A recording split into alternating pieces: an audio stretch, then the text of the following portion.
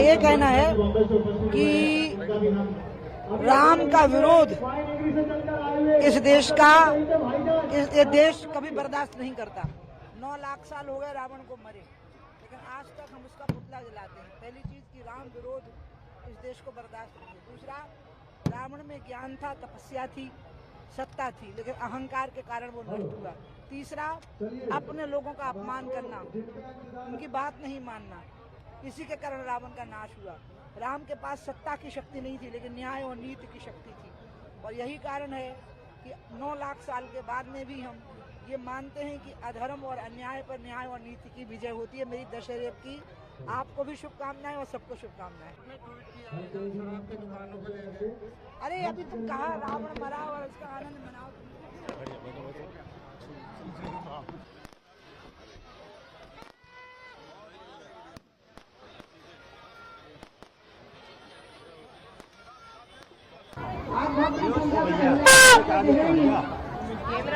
ये जो रामायण में जो पूरी लड़ाई हुई है वो एक महिला के सम्मान के लिए हुई है। रावण ने सीता का हरण किया और इसके कारण, और दूसरी चीज ये सर्वहारा वर्ग की विजय है सत्ता के ऊपर, शासन की ताकत के ऊपर। क्योंकि वानर और भालू थे, अरे उधर हो जाना है, खींच ले फोटो। ओ भैया चलो अरे रास्ता तो ले, दूध घास अच्छी लगती है, उनको सोने की लंका से कुछ नहीं मिलने वाला था। जब व्यक्ति को कुछ नहीं चाहिए, धर्म की लड़ाई लड़ता है, न्याय और नीति की लड़ाई लड़ता है, तो उसको विजय अवश्य प्राप्त होती है। एक ही बात को लेकर के लड़ रहे थे कि सज्जनों का अपमान हुआ है, उनकी तपस्या भंग की गई है और एक महिला को उठा करके लाया गया है। दूसरी बात, रावण के अंदर ज्ञान बहुत था, रावण में ज्ञान की कमी नहीं थी और रावण ने तपस्या भी बहुत करी थी, लेकिन तपस्या और ज्ञान जब अहंकार में बदल गया तो उसके अहंकार के शिकार भी बहुत लोग हुए। इसलिए व्यक्ति जितना भी ज्ञान रखता हो और कितना भी तपस्या किया हो, अगर अंत में उसको अहंकार हो गया तो उसका नाश अवश्य होता है। और तीसरी चीज देवी जी ने कही कि लड़ाई न्याय और नीति के लिए और एक महिला के सम्मान के लिए हुई थी। हाँ, मिक्की माउस लगा उसके बाजू में हमारा स्टेज है, सत्ता और ज्ञान के अहंकार से। और तीसरी बात, रावण कभी भी सलाह नहीं मानता था किसी की। उसके भाई ने उसको सलाह दी तो उसको लात मार के निकाल दिया। उसके सेक्रेटरी ने, मंत्रिमंडल के एक मंत्री ने उसको सलाह दी, माल्यवंत ने, तो उसको निकाल दिया। और जब विभीषण ने कहा तो उसने उसकी भी नहीं मानी और उसको लात मार के निकाल दिया।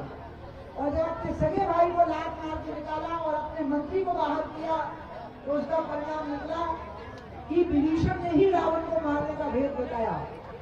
और इसलिए ध्यान रखिए कि कभी भी अपने लोगों का अपमान मत करिए।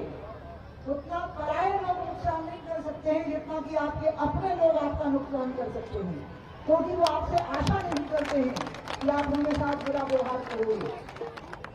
दूसरों का बुरा व्यवहार बर्दाश्त कर सकते हो, लेकिन जो अपने लोग होते हैं वो कभी नहीं सोच सकते हैं कि हमें अपने लोग हमारे साथ बुरा व्यवहार करेंगे।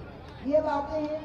और जो लोग ये कहते हैं कि लोगों को बातें भूल जाती हैं, अंत में चौथी बात कह के खत्म करूंगी, ना अच्छाई भूलती है और ना बुराई भूलती है। राम को होने 9 लाख साल हो गए, हम इस बात को नहीं भूले कि राम ने जब रावण को मारा तो उनके पास ना अयोध्या से सेना आई थी और ना उनकी ससुराल मुगलाल सेना आई थी। राम ने जब रावण को मारा तो वो खड़ाऊ पहने हुए थे, वो तपस्वी के वेश में थे। उनकी सबसे बड़ी ताकत क्या थी कि वो धर्म के रथ पर सवार थे, न्याय और नीति के रथ पर सवार थे। इसलिए जब राम ने रावण को मारा तो आत्मबल से मारा है, सत्ता की शक्ति से नहीं मारा है, तपस्या की शक्ति से मारा है। आपको अगर गोडसे को मारना है, अगर आपको हिटलर को मारना है तो फिर आपको बहुत बड़ा गांधी बनना पड़ेगा। अगर आपको बुराई को मारना है तो आपके अंदर अच्छाई की ताकत उस बुराई की ताकत से दुगनी होनी चाहिए। और अगर आपकी अच्छाई की ताकत उस बुराई की ताकत से जुड़नी नहीं है तो आप उस बुराई को नहीं मार सकते हो। इसलिए गोडसे ने गांधी को मारा, लेकिन हम आज भी गोडसे को खलनायक मानते हैं और गांधी जी को हम हीरो मानते हैं। आज तक हमारे अंदर जीवित है। ऐसी बुराइयों में दोनों लोग याद रहते हैं। इसलिए मैं बोल रही हूँ कि इतने साल हो गए लेकिन रावण हमें याद है। 9 लाख साल हो गए लेकिन राम का विरोधी हमको भूला नहीं कि इसने राम का विरोध किया था। ये ध्यान रखिएगा, राम के विरोधियों को इस देश ने माफ नहीं किया। राम का अपमान करने वालों को इस देश ने माफ नहीं किया। राम की बेइज्जती करने वालों को 9 लाख साल के बाद में भी इस देश में हम रावण का पुतला जलाते हैं क्योंकि वो राम का विरोधी था। इसलिए ये देश राम का भक्त है। राम की भक्ति इस देश की ताकत है और राम की ताकत है उनकी तपस्या, उनका तपोबल और उनका आत्मबल। इन्हीं शब्दों के साथ मैं प्रभु श्री राम को मैंने प्रणाम किया। वो सामान्य व्यक्ति नहीं है। जब हम पत्थर की प्राण प्रतिष्ठा कर देते हैं तो उसमें भगवान हो जाते हैं। ये जो राम और सीता बैठे हैं, मैंने उनको प्रणाम किया, उनका आशीर्वाद मांगा, क्योंकि जब पत्थर में हम भगवान को पूछ सकते हैं वो तो साक्षात चैतन्य मनुष्य हैं जो यहाँ पर बैठे हुए। उनको मैंने प्रणाम किया, उनका आशीर्वाद मांगा और मैं आज उनसे आप सबके लिए आशीर्वाद मांगती हूँ कि ये जो आगे का वर्ष है, दीपावली है और आगे का जो वर्ष है वो आपके लिए खुशहालियों से भरा हुआ हो। कोरोना जैसी बीमारी अब कभी लौट करके दुनिया में ना आवे। आप सबको रोटी और रोजगार मिले, आप सुख की जिंदगी जिए, आप सुख की नींद सोएं, महिलाओं का सम्मान हो, महिलाओं को अकेले जाते हुए डर ना लगे। पुरुष जैसी अपनी बहन की इज्जत की रक्षा करना चाहता है, उसी तरह से वो नौजवान हर लड़की की इज्जत की रक्षा करने का भाव अपने मन के अंदर रखे, ताकि खूब पढ़ी लिखी और अपने पाँव में खड़ी हो और उन्हें अपनी जिंदगी चलाने के लिए पुरुषों के सामने हाथ न फैलाना पड़े। और इसलिए वो खूब पढ़े लिखे और खूब काबिल बने और सभी लोग मिलकर उनका सहयोग करें। इन्हीं शब्दों के साथ मैं आप सबको बहुत बहुत शुभकामनाएं देती हूँ।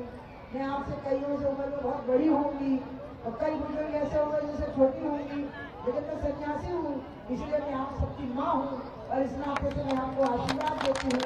आपके लिए मेरे प्राण हाजिर हैं, मेरे जान हाजिर है, मेरी जिंदगी हाजिर है। मैं आप सबके लिए जी रही हूँ और मैं आप सबके लिए ही मरूंगी। इन्हीं शब्दों के साथ अपनी बात समाप्त करती हूँ। बोलिए रामचंद्र की जय, की अयोध्या नगरी की जय, भगवान हरि की जय, श्री राम। नमस्कार, मैं हूं मानक गुप्ता। अगर आपको हमारा ये वीडियो पसंद आया हो तो इसे लाइक और शेयर जरूर करें और हां, हमें सब्सक्राइब और फॉलो करना ना भूलें ताकि आप देश और दुनिया की कोई खबर मिस ना करें।